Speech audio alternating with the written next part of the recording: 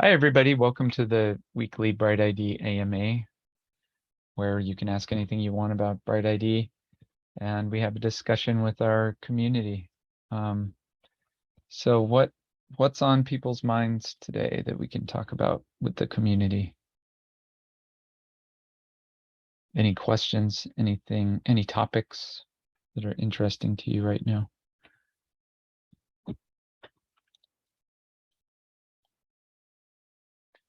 There's a few topics I think. Lately, we got more people know or at least ask about Unitab.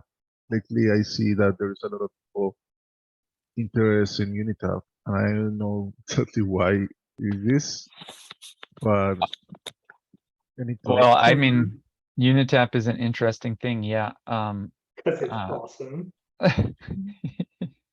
Yeah. Well, yeah, I mean, I think word is getting out. Um, who knows where it's coming from? Um, Clear Fund is some reason, but it's certainly not the only reason why more people are coming to Unitap. So yeah, what we noticed by looking at the traffic statistics is that most people a large majority of people that show up to Unitap these days are not BrightID verified. And right now, so that's one of the things that we need to do is make sure that anyone who comes to Unitap has at least some clear instructions on what to do next, and we send them on the path to being able to be BrightID verified and claim things on Unitap. So yeah. And Unitap's got to figure out how to get itself to stay online. I mean, Is it still not online? It's Even been after the on, it's been on and discussions? off all day. Okay, so even after the discussions that we had about that. Yeah, Okay. it's not like right now it's not So loading. it has not been fixed. Yeah. Um, This morning when I first started, it wasn't loading. Actually, okay, it just popped in right now. It was not working a minute ago. yeah. So I'm not sure what's going on there, but it's clearly got to get addressed. Mm-hmm. Yep, I agree. You know, one thing I can see from the actual recent claims, by far the most claims this period has been for Arbitum. Okay. Well, So, that's probably people coming from ClearFund then. right. So yeah, they more than twice as many people have claimed Arbitum as anything else, and Yeah. significantly more than most other chains. So I think they're coming for that, and then some of them, while they're there, are claiming some other things. Would be my guess of what's happening. But it's still, I mean, it's hundreds, right? There's 710 Arbitum claims this period. We're 4 days in. Yeah. Well, Sina said that he knew how to fix the uptime situation with Unitap, so I guess he just hasn't done it yet. And I actually, do we see any? Does he know it's still a problem? I think we should tell him. Okay. Yeah. I'll tag him because he's the one that seemed to know about it. Okay. Okay. Great. So yeah, a lot of new users coming in. The ones that are actually successfully claiming, sounds like a lot of them are from CLR Fund. If you're from CLR Fund and you have the motivation to get that done, then yeah, you're more likely to get BrightID verified than someone who just kind of shows up looking for free tokens and is like, oh, what's this thing I've never heard of that I have to do to get verified? Okay, I don't know how to do this. Okay, bye. so that we need to work on that. Right, and I don't think anyone expected gas tap with the dust that it's distributing now to be the thing that compels someone to jump through the BrightID hurdles. Right. I very much believe that when higher value token taps and prize taps and things that open up, that will be in itself sufficient to convince someone to jump through the BrightID hoops. But gas tap, it's more a benefit to those people that are already BrightID verified, not a reason to get BrightID verified. Mm-hmm.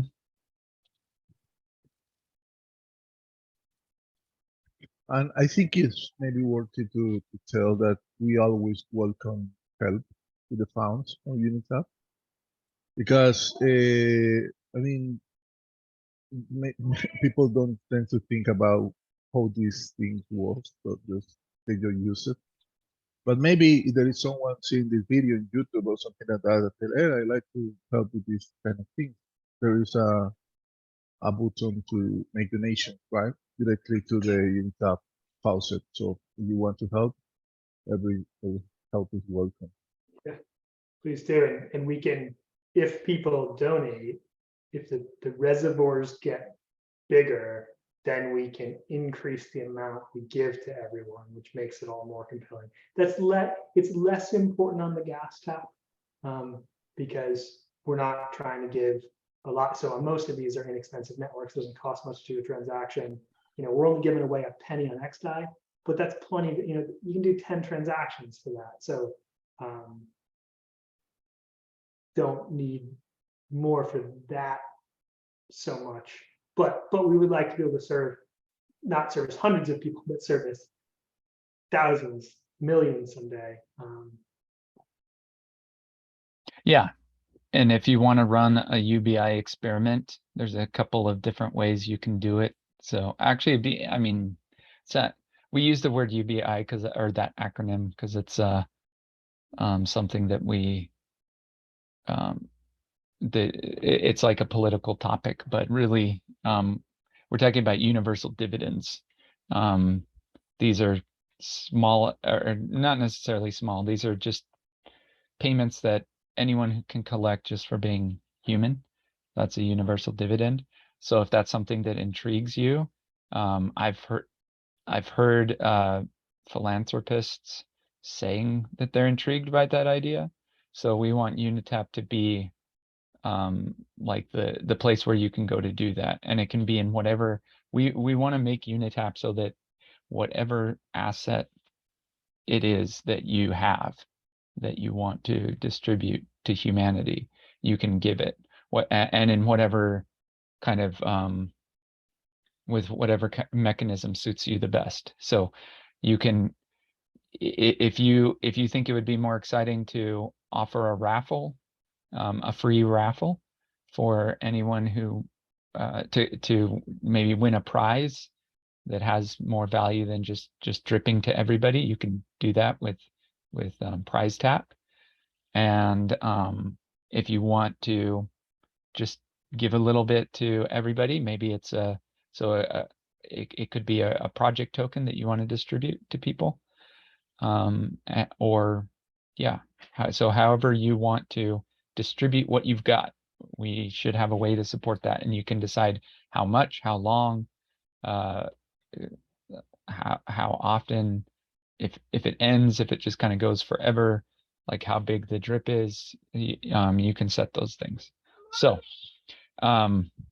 yeah, I hope that it'll be useful for especially useful for projects that want to get their tokens out there because of the way that the users choose. I think that's a really cool way to filter the good stuff from the bad stuff, is that users get a limited number that they get to pick. So your prize or your token is competing with other tokens for users' attention. Which ones are they going to pick? Which ones are they going to value the most? And I hope soon that Unitap will start ranking. It's not so important now with the gas tap to rank it by number of users, but certainly when we have a mix where we're trying to gauge the public's view of these different tokens, it's a cool way to see what people think, like what are people choosing, and the best ones rise to the top. So All of that, and I think it's worth even doing on the gas tap side, mhm. partly for discoverability, make sure that like right, the cream will rise to the top, and also maybe get a little friendly competition going with these like, with these layer 2 networks. You are more likely to rise to the top if you're giving away more value. So maybe they would like to give more so that they're on the top. Yeah. If so it's all about perceived value, because it's what people, so you're giving away your token. If your token is like perceived as worthless, it doesn't really matter if you give 10,000 or 1,000 or 100. People are still going to look at it. If people don't like it, it's not going to necessarily help. But if you've got something that's cool and you're trying to compete with other cool stuff, and you give away a little more of your cool stuff than other people, chances are yours could rise to the top for that Would you reason. rather 1 Bitcoin or 10,000 SHIB? Yeah, so that's exactly, yeah. Right, the unit 10,000 value something. is not. Yeah, if you pick the right numbers, then it becomes a legitimate choice, and people are like, oh, those are both pretty cool things. And then you get to hear what humanity thinks about the value. I mean, prices already tell us what humanity thinks about the value of things, but it'll be interesting with the token tap, because things that don't even, I mean, it'll probably line up pretty well with the market price of things. But Unitap can also be a way to give away things that are valuable, that don't necessarily have a market, or like that aren't that liquid. And but they can still be given away through Unitap, and they can still rise to the top.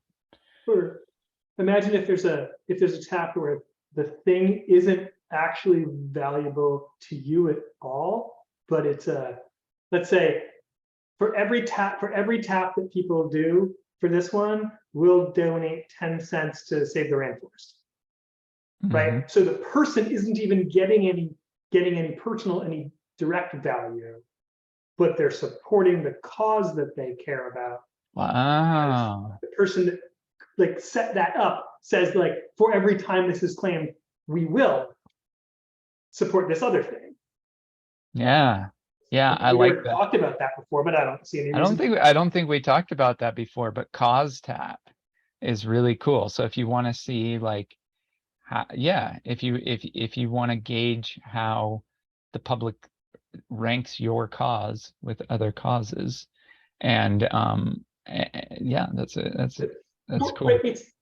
So it's like all these quadratic funding rounds that Exactly. wrote all the time, but the person doesn't actually have to give any money for that whole mechanism to still work. It's just because they're using up a valuable thing, their tap, to do it, right? So they have to make choices, but it didn't actually require them to expend money.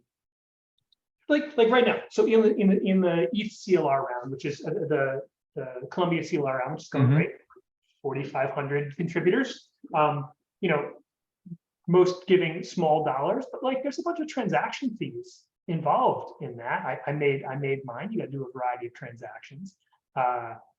That whole mechanism could kind of be done as a grant tap, where you don't actually spend money.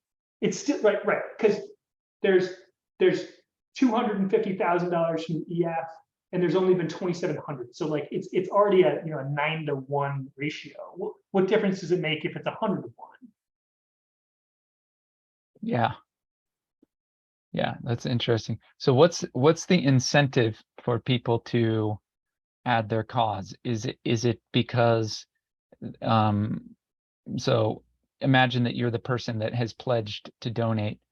Why would you do that rather than just donate money to the cause? Because you want to. Because you want the crowd to curate it. Right. Curate where the money should go. Just Right. right. The So EF, kind of like, it's kind of like, so it's very much like people who donate to matching rounds. yeah, it's right. The EF said we want to support the Latin American Ethereum development. Great. We don't want to have to figure out where exactly it should go in these like micro grants. So you community help us figure it out. And Yep. they're, you know, they're using the mechanism of a few dollars, but that's not really the point. Is to get the public buy-in, the public curation. Because like I said, it's 9 to 1 anyway. Right. Right. For So sure, it should be some uses. I mean, you just think a little bit more, not right now, but with Yeah. cold Yeah, mind. this is a brand new idea. You guys But are it's a super great glad. idea. I can tell you the really counter thing about that, and it's because it's something similar when you go to the cashier in the supermarket, and they tell you, "Hey, you want to donate these cents that you are left to this cause?" You say, "Yeah, why not?" Or you say, "No, I don't want to donate that." So why do people do this kind of thing? It's because the donation is not in your name. It's in the name of the supermarket. So it's something similar. Why we want to donate using your web page if I'm not going to be my wallet in the donation, because that's what I want, that my wallet is in the donation page or something like that. Maybe that's the only thing that I think is the conflict to that, because you want to be, the airdrop chasers, people that just donate because they want to be figured out. yeah, so with this, you're not actually donating anything. You're just saying which you like best. So yeah. It's a valuable civic. Even if you're airdrop hunting, it's a valuable signal. Like, hello, airdrop hunter, welcome to Unitapped cause tapped. Which cause do you like best? That's fine. You could even theoretically roll that in with like impact certificates, right? So it is your job to figure out where the money should go, and it's not your money, but your job to help figure out where it should go. And if you do a good job, if the things that you point to go on to have impact in the world, maybe you're rewarded, like because you did a good job of curating what should be funded. I mean, it's a coordinate. It's a mass coordination tool, and you could reward the people that are good at picking the right things. It's not that Unitap needs to reward them. It's like, Griff does great presentations on like what impact certificates could be. And when he talks about putting the money up, but there's a bunch of people that have time and energy and curational abilities, but maybe don't have the money themselves, but they could do all the diligence. Like they could help figure out where the people that do have the money should send it. I don't know. Interesting. Right. Like Yeah. So it would. It's really Yeah. interesting. And I love brand that, new idea, but I love that every time we keep coming up with new things that you could do with the basic Unitap structure. Right. It started off as like 2 taps, and then it was 5, it's a 6. Yeah, it's like when you say something like in the bar, like imagine a world without civils, so you can do everything. Yeah, because that's it. I mean, Unitap is really good about for that kind of things. yeah, this is topic. How would it be different from let's say Gitcoin? So obviously you're not actually donating. You're donating your attention to which one you like best. And you can only pick a certain number. So that's valuable. So imagine that Gitcoin, instead of doing quadratic funding, if they said, well, okay, so quadratic voting works a little differently. It's just quadratic voting. Yeah. Effectively, yeah. It's quadratic voting. Yeah. So quadratic voting is like you're given a bucket of votes. And let's say you're given 100 votes, and you get to allocate those votes as you see fit. And like I guess it was Glenn Weil in his paper, but I can't remember where the idea came from. No, I think his idea was quadratic funding, but I think quadratic voting. I think I think he started with voting and then Oh, it okay. morphed Okay, so into that was funding. that I'm was pretty also sure- his idea. It's been Yeah, a I'm while pretty sure since I read voting the came book. first, It was and like it a still year. came from them. It was a few years ago that I read Yeah. the book about that. So I don't remember if it was him or someone else that came up with the idea of quadratic voting. But with quadratic voting, you get a bucket of votes. So you get like 100 votes, and you get to allocate them among different choices. And then the optimal way to figure out like what everybody's vote weight should be is you take the square root of your allocations and then sum them. So I don't if that still applies, then because Unitap uses something simple. So if it's been proven that the best way to allocate it is using quadratic voting, Unitap just says you can pick 5 rather than quadratic voting. So maybe we should think about if we want to add quadratic voting rather than just like pick your top 5. Maybe we should think about like, is quadratic voting going to be better than, because right now it's like pick your top 5 or pick your top n. Well, right. I mean, I feel like on most of Unitap, where you're getting the asset, that like the pick 5 makes sense. But maybe on the cause tap version, because it's not coming to you, that instead, right, you've got a quadratic basket of votes, and you spend them however you like. Mhm. Yeah. And it doesn't have to be done one way, right? So right. I mean, I read that, oh, it's mathematically optimal. Okay, that may or may not be true in practice. There's lots of things that, work in theory and not in practice, or work in practice and not in theory. That's also a thing. So Yeah. So it's interesting to think about whether like what type of voting is better for okay, because we started out with Unitap where it's something that you're claiming for yourself rather than choosing how to allocate funds for public goods or to choose how to choose between options. It's when you're choosing for yourself. So here's an interesting question. If you're choosing for yourself, so let's say you're it's gas tap or token tap, and you can only pick 5, and there's 10 that you want, but you can only pick 5. And actually that's usually not the case. Usually it's like a lot of people will just come there and just want one thing. Like I'm sure a lot of the people who got Arbitrum are just like, I don't really need this other stuff. I just need the Arbitrum ETH. And so they only pick one. But so if you and there's a certain amount that each person can get. So this is a difference from like quadratic voting is it goes to you, and there's a certain amount that's gonna be allocated to you. So it doesn't really make sense if you're deciding what you want for yourself to say like, okay, here's how I rank this one. I Arbitrum ETH is more important to me, so I want more of that. Give me more of that, because I think that's not how the people who are donating to the taps want it to be distributed.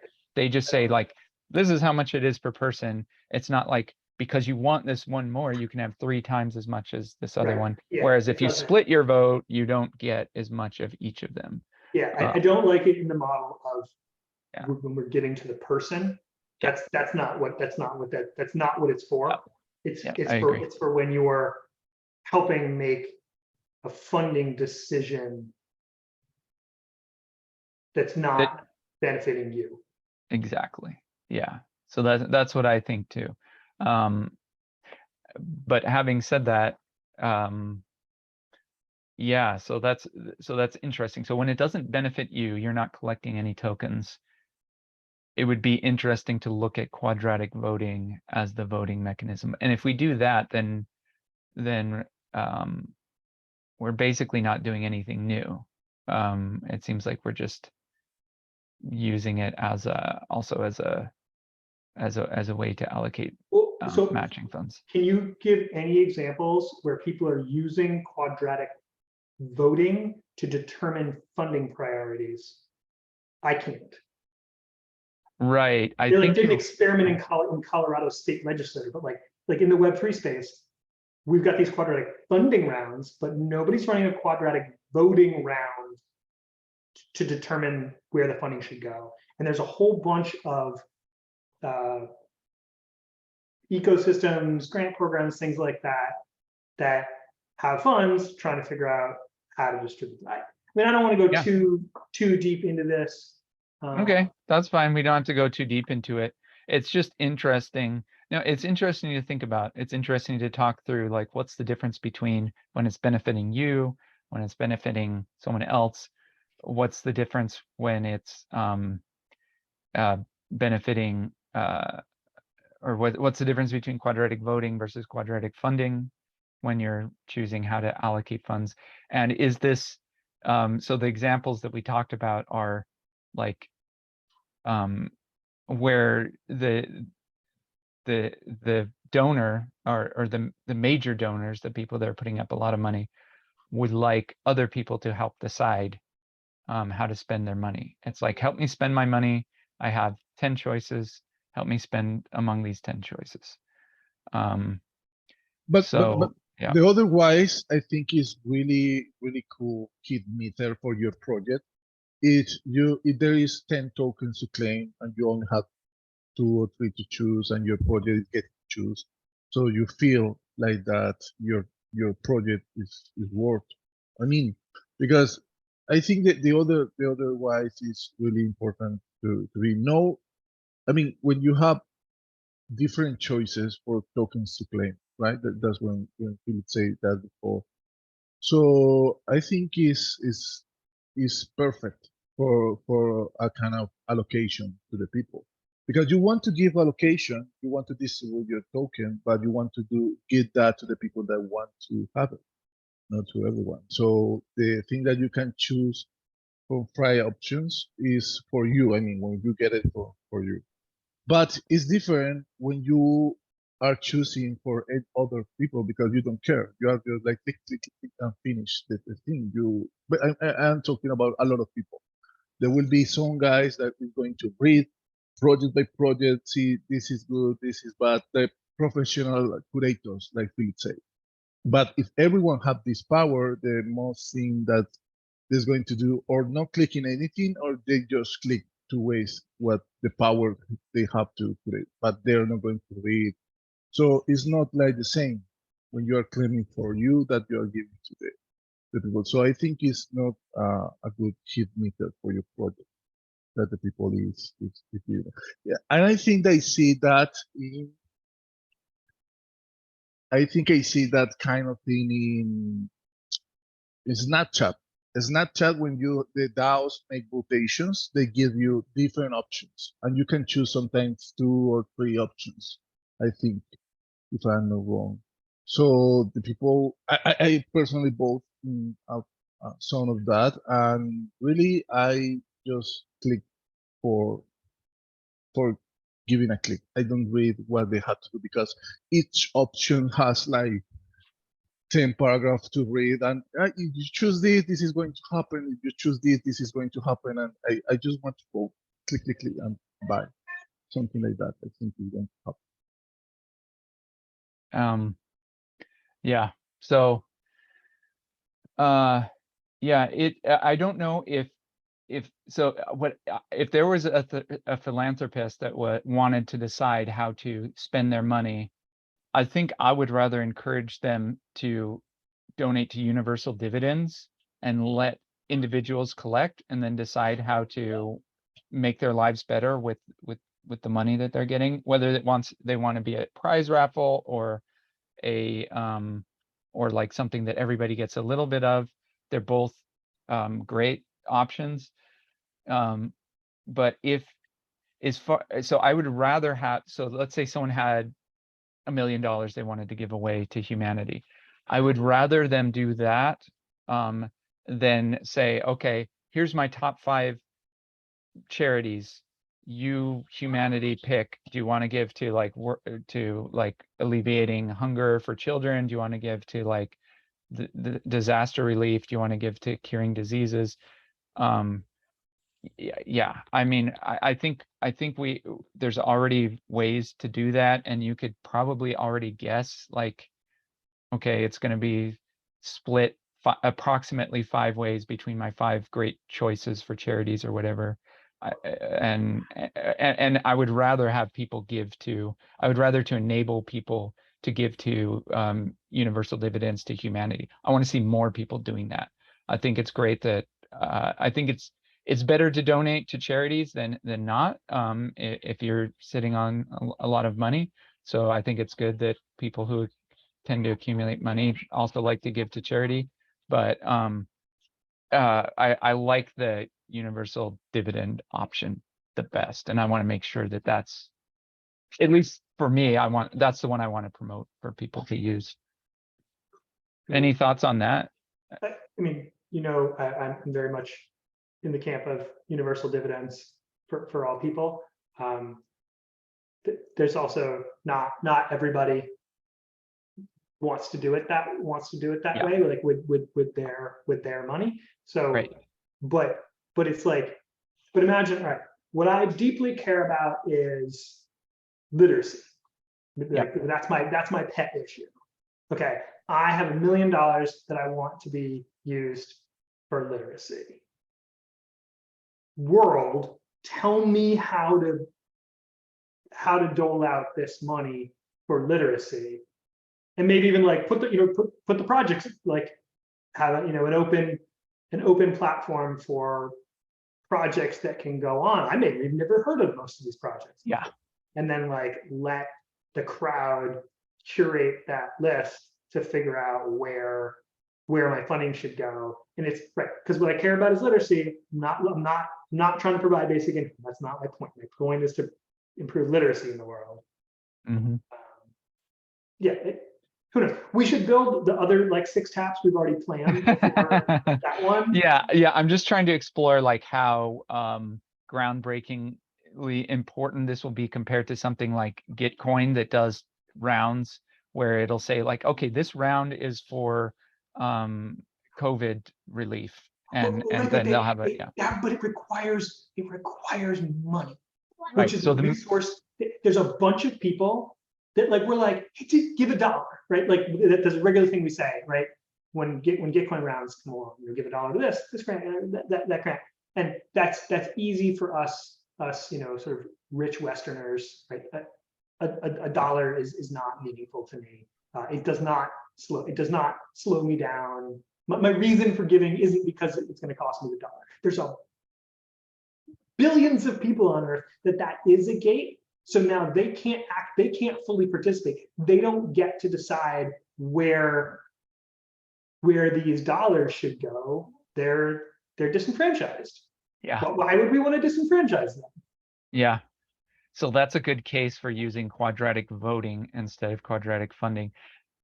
And I wonder, and maybe I need to go back and read Glenn's book again, but I wonder why quadratic funding was the mechanism rather than quadratic voting for deciding how to allocate these pools of resources, these matching pools.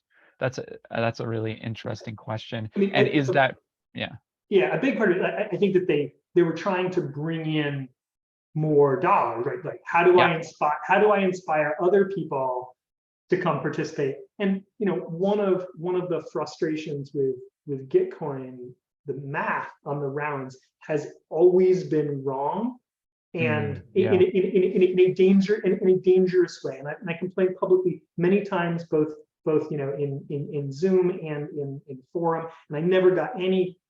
I could never get anyone to be like, yeah, this is a major problem and we need to fix it. Because it regularly says it's like the 100-to-1 matching, yet the matching is only 2 times the grant. Yet at the same time, like on the screen, there it is. It's like 3,000 contributors have given $3,000, and there's $6,000 of matching, and all funds are 100-to-1. What? That is not internally consistent. It is clearly not happening. and it gets real bad. Like once you're into the part with what's the word for when everybody's stealing from each other at the end, the oversaturation. Oh, okay, yeah.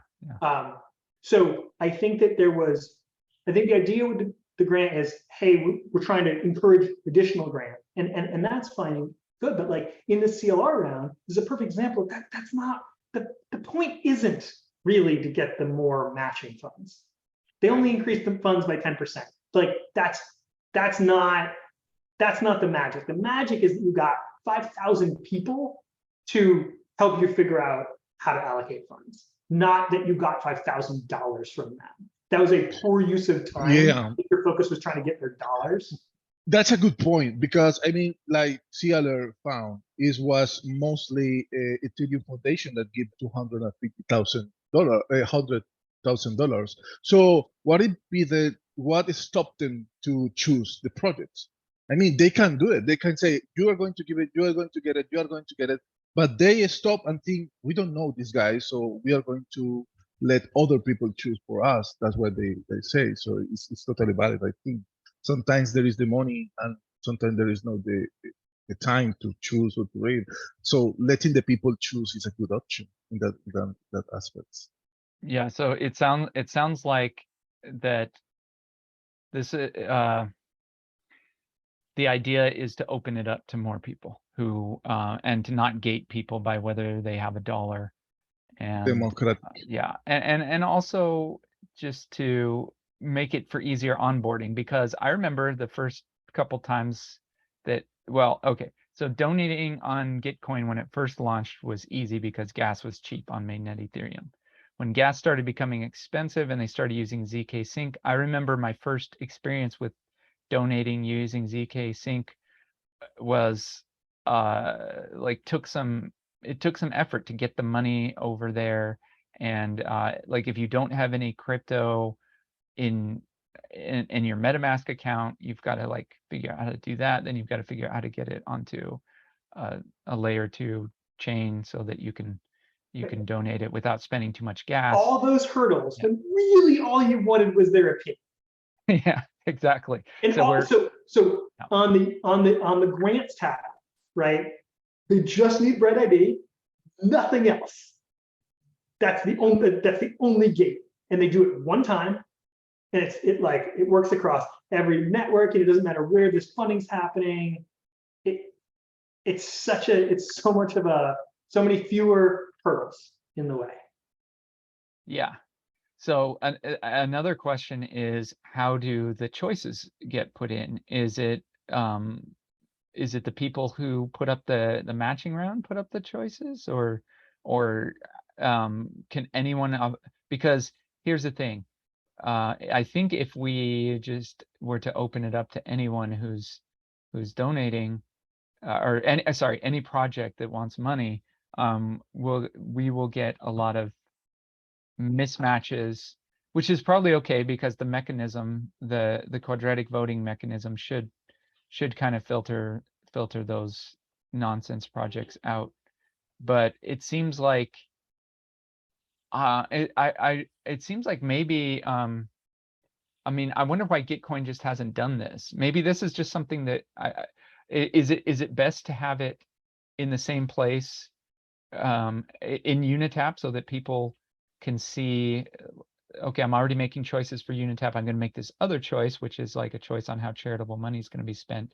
And if Unitap is the place where we're onboarding like lots of crypto users, maybe this is the source of users that we want, rather than Gitcoin, which has its I mean, a lot of users go to Gitcoin too, but they have to I guess figure out those hurdles. It's a different set of hurdles. So we're trying to make possibly the hurdle lower and bring more people into crypto, and then get those people voting that maybe don't even have money.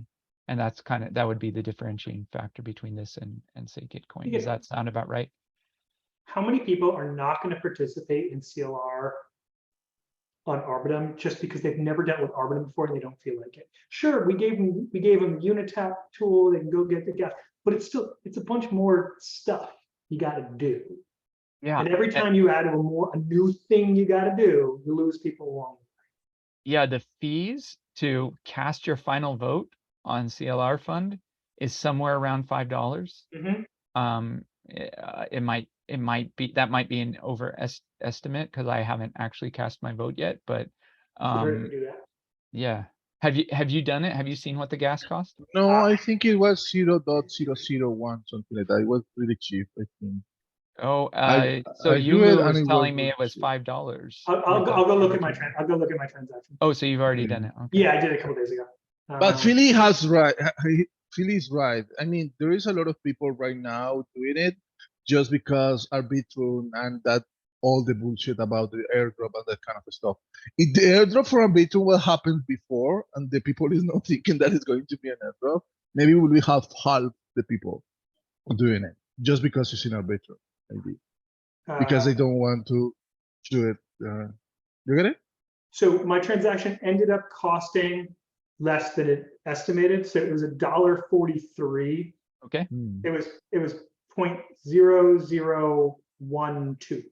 Okay. So $1.43 to cast your vote. So so that excludes people who maybe wanted to just donate $1 to and get it matched to their, maybe they had one project. Your gas could be, for the people who are just donating like a couple bucks, your gas eats up a bunch of that. So for people who are donating like $20 or more, maybe that's not, maybe $1.50 in gas is nothing, but for people who are donating just a couple bucks and then they pay a couple bucks in gas, it's like I could see that turning people away. So yeah, so it's interesting. And I guess the question, and I agree with Philip, we should launch all the other taps first, but the the question is, are the people that are coming to Unitap the ones that we want to vote? Because the word disenfranchised. So And to clear, is the next giant wave of people that are being onboarded to crypto who don't have money that we want? I am the only Public one that money listening. should be Adam, allocated. okay, Really no, bad. yeah, all right, yeah, Adam, your audio video's a mess all of a sudden. oh yeah, I think it was. Sorry. So you're saying, I will also point out, right, that these things don't actually need to be open to everyone. So imagine you've got to have a good steward POAP and BrightID, and that makes you eligible to have a vote, right? So, how you determine who should be eligible to participate, that's a separate question in lots of different ways. And it could be that, hey, anybody that wants to put up 100K can have their own round, and they can choose the gating mechanism they want. And sometimes they choose a bespoke method where it's just like, oh, we give these POAPs to all the students in this university, and they're the ones that get to vote. And another round that's open to all humans, and another round that's open to people that have participated at least 10 times in the past. Like, who knows what the gating criteria is, but just that we don't need to determine the gating criteria. We just establish a mechanism that people can gate with. Yeah. That sounds interesting. That's yeah, so that I mean, that's an interesting question on who should vote. And yeah, and Gitcoin is moving towards more decentralization in how rounds are going to be handled, because I mean, they're already starting down this path, but once we see grants 2 fully roll out, we'll see that it's the creator of the grant that gets to choose make a lot more decisions. And maybe quadratic voting will be one of the options. Maybe they just want to completely, well, not completely, but drastically take down the barrier to entry. I wonder So if they've even thought about it. I've never heard this mentioned before. I have not. I think it This would is- be interesting for them to consider this, to switch to quadratic voting, or make that an option for You make grant. it an option, right? Yeah. I bet some rounds would just be better with quadratic. It's like, Yeah. this one organization's gonna put up all the money anyway. They're not expecting it. And the thing is, if the quadratic, if the factor is not significant, who cares? Like, it's not inspiring. If there's 50% matching on my grant, like that's not inspiring me to give more money than I would have given anyway. Like, not me, when people see that top line number, it's 100x, it's 15x, maybe that inspires me to give more. But if it's 50%, I don't think that drives much. So maybe it would just be better to be like, forget the money aspect. We have the big money donor. Here they are. Yeah, that's really interesting. I think that should definitely be an option. And then the other thing, the other benefit, in my mind, this would be a big benefit, is that you can, well, I guess you could do this in grants too. Also, you could say, I think you could say, hey, this one is BrightID verified only. Like Passport, like we choose BrightID over Passport. Passport is an experiment in like cramming together a bunch of different things that include like Twitter and Google and stuff. If you're like, okay, I don't want that crap, I just want BrightID. That's so Unitap is distinctly a BrightID thing. Unitap is because Gitcoin was like, hey, let's try all these different things and see what works. And BrightID is like, we already know what works. Unitap is going with BrightID, and same with ClearFund. ClearFund goes with BrightID. So that I see that as a benefit. So yeah, and actually, now that I just said that, maybe ClearFund as well should think about using, instead of quadratic funding, using or making it an option that because they're also starting a run your own ClearFund, and so they should think about quadratic voting as an option instead of quadratic funding. Yeah, I don't know why it hasn't been considered before, but yeah, different audiences and different mechanisms, and yeah, it might be worth having it on Unitap rather than just saying like, okay, go to ClearFund to do this sort of thing, or maybe, I don't know, who knows how this will be, but it's definitely an interesting discussion. Let's see, anything else to talk about? I want to change the topic now that we please. are getting to the end of the meeting. Please. Yeah, And now that you mentioned Twitter, because Twitter is a bad measurement, right? But about accounts and people, because one of the biggest problem that Twitter has is the civils, right? So now that Aura is starting to work, now that Aura, it could be scalable, do you think that Aura can fix the civil problem on Twitter, or is not it to would, that far? yes, it would fix the Sybil problem of Twitter, and it would also just decimate the user base. It's like you think it's hard, you think it's hard to get a blue check mark, or I think he was talking about how there's other check marks too. You think it's hard to get one of those check marks, wait till you see how hard it is to get Aura.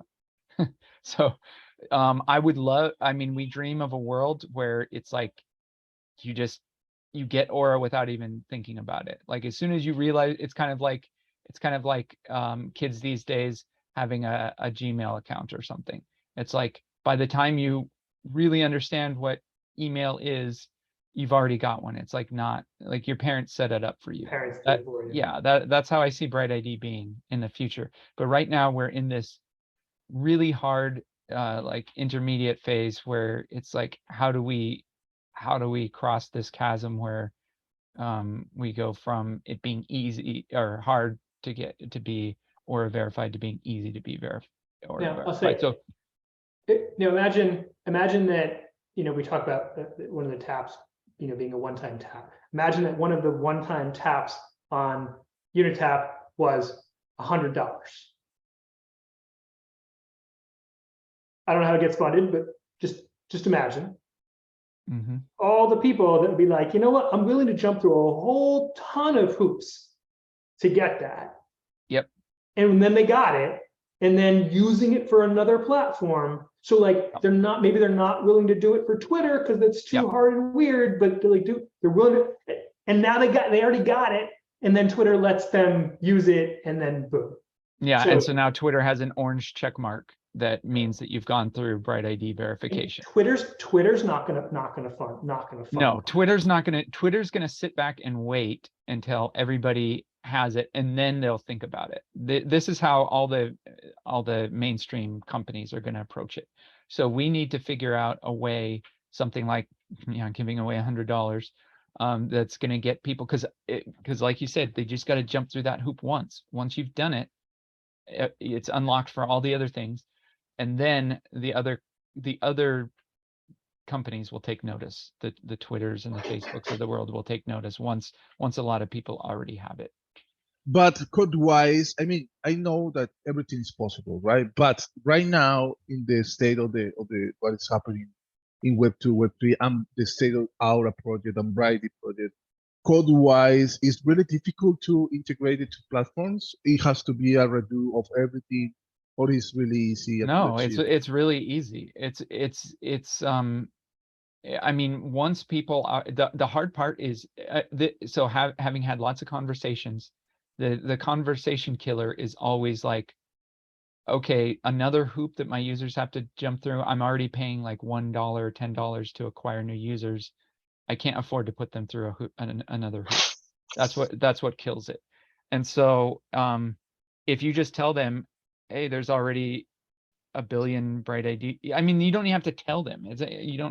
Yeah, I mean, they'll already know how to integrate, and it's easy to integrate. That's not the problem. Like the software side will be easy to integrate. Yeah. I mean, it already is easy to integrate, compared to, like, if you think of Twitter, like a shop that has a bunch of devs. Okay, so we've seen that for some startups, it can be challenging to integrate with BrightID. I've seen other startups where it's easy for them to integrate with BrightID. If you take something like Twitter that has 1,000 devs or more, someone in Twitter is going to be able to easily figure it out. If you like assign someone that task for a day, I mean, that's all it's going to take. Sure. You just like pick some dev and be like, hey dev, here's your task for the next week. Just add BrightID integration to Twitter. Piece of cake, compared to all the other stuff that they do. So yeah, integrating into a giant platform, very easy. So the hard part is getting them to care enough to even want to do it. And the way we do that is we build up the BrightID user base.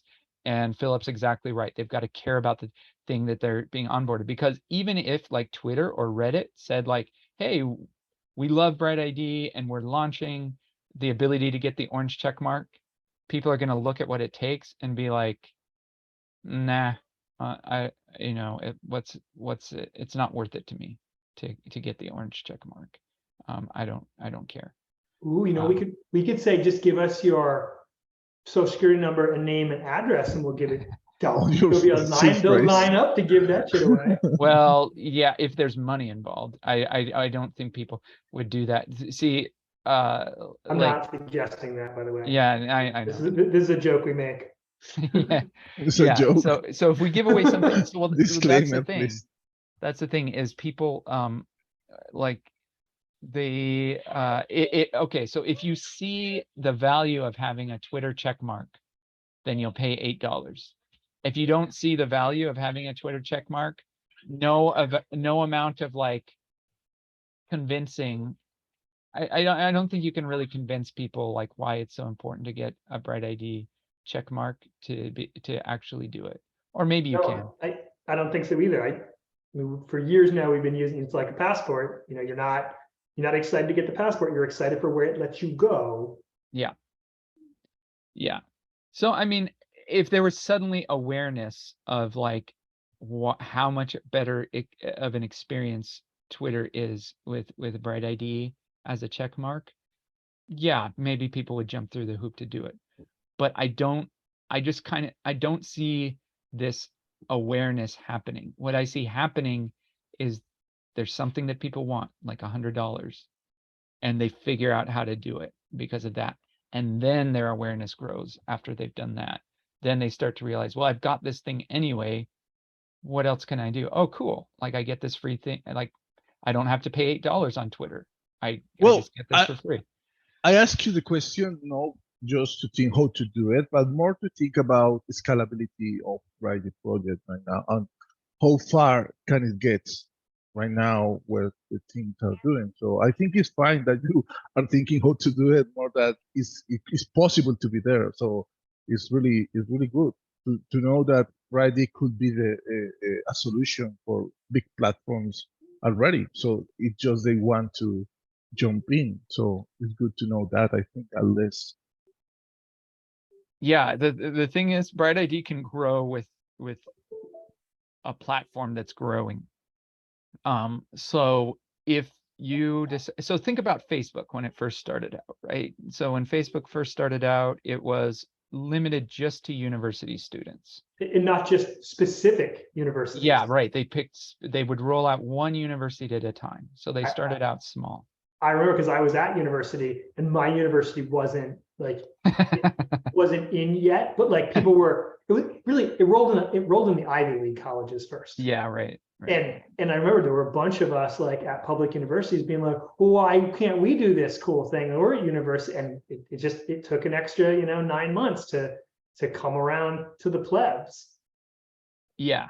And so that's I mean, I hope we can get Aura going.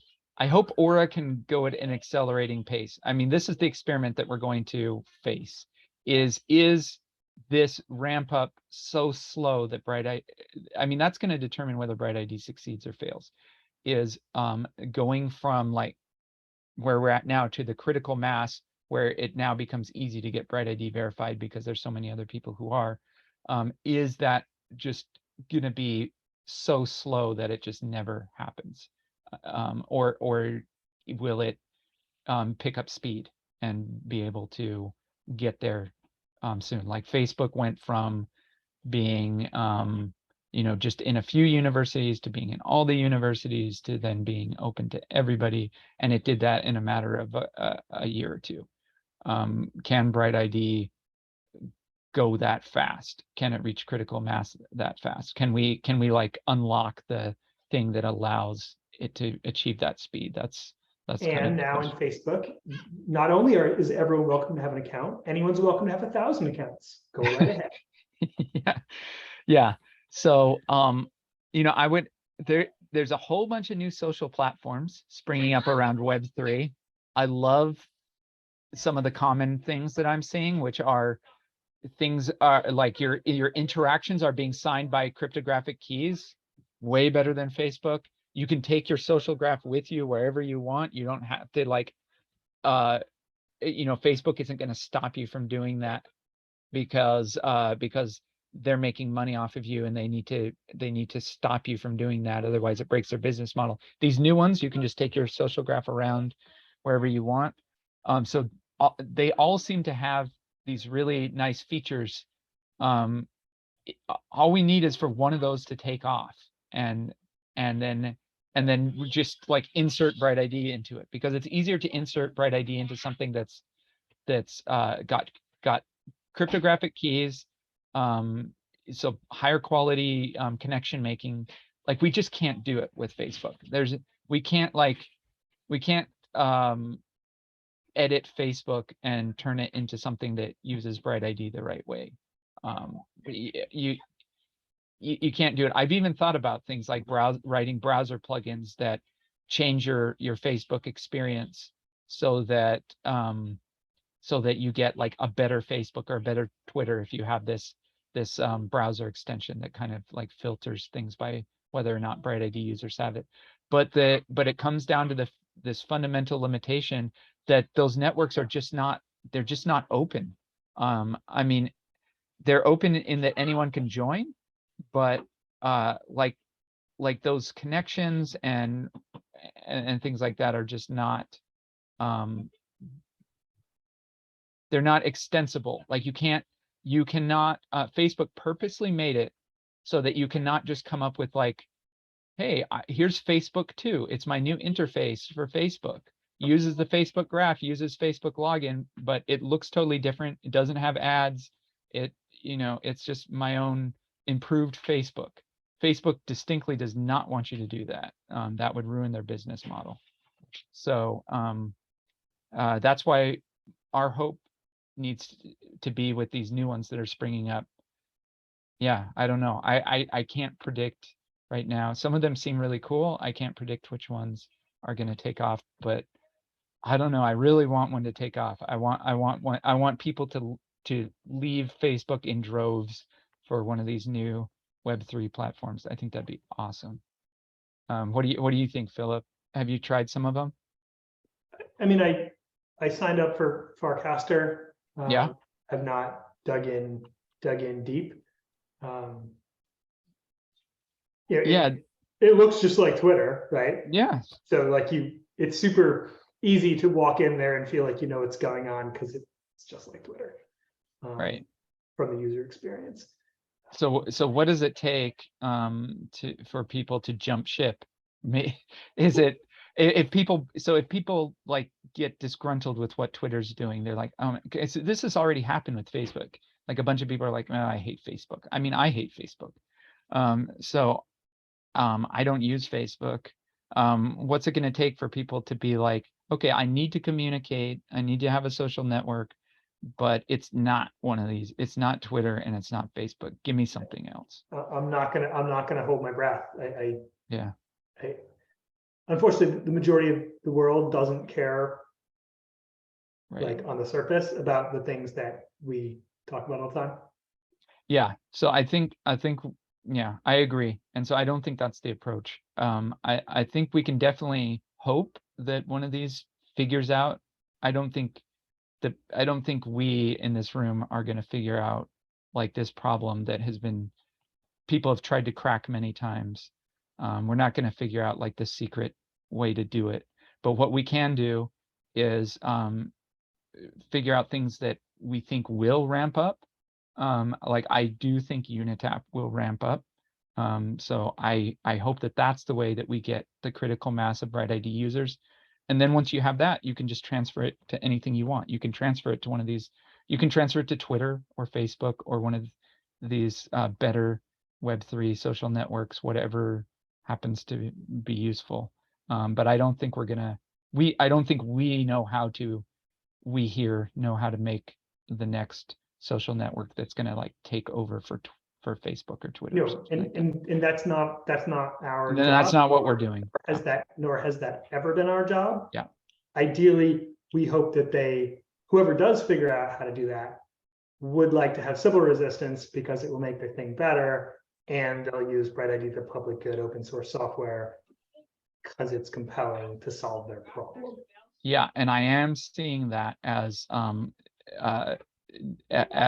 of like something that is on the mind. Well, I mean, it's on the mind of Twitter right now. It's on the mind of but I don't have faith in Twitter. See, Twitter doesn't realize how bad their problem is, not just in civil accounts, but how bad their trustworthiness is of their whole network. It's like when you're centralized and you keep all the control for yourself, you're not gonna, I don't think that they're gonna be able to solve their civil problem correctly. And they're definitely not gonna solve their privacy problems and their portability problems. So yeah, we just need to make it really easy for the next generation of social networks to have something they can use to be able to. So we'll just say, here's BrightID. You should definitely use BrightID with your next generation social network, and just hope one of them figures out how to crack it and takes off. But in the meantime, we build Unitap. We try to expand BrightID the user base in other ways. And yeah, I think that's the best we can do. All right, we should wrap this. Yeah, let's wrap this. Thanks, everybody. Next week is Thanksgiving, so I think we won't have an AMA, but thank you for coming, and see you all around. Cheers, guys. Bye.